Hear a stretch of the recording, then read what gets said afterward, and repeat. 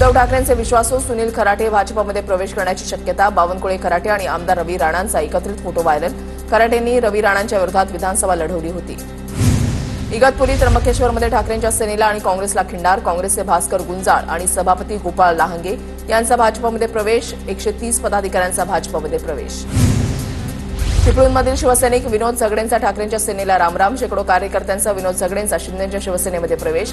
विनोद झगडे ठाकरेंच्या सेनेचे चिपळूण तालुक्याचे प्रमुख होते.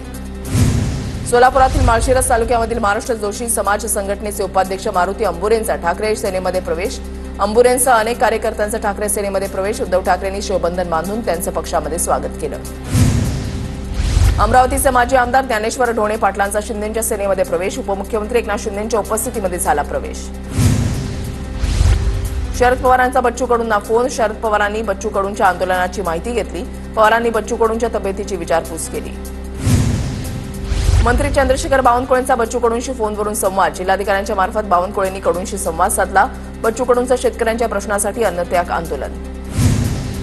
मराठा मोर्चाचे नेते मनोज सरांगे आज बच्चू कडूंची भेट घेणार. शेतकऱ्यांच्या विविध मागण्यांसाठी बच्चू कडूंचं मागील 3 दिवसांपासून अन्नत्याग आंदोलन. आजच कडूंच्या आंदोलनाचा 4था दिवस.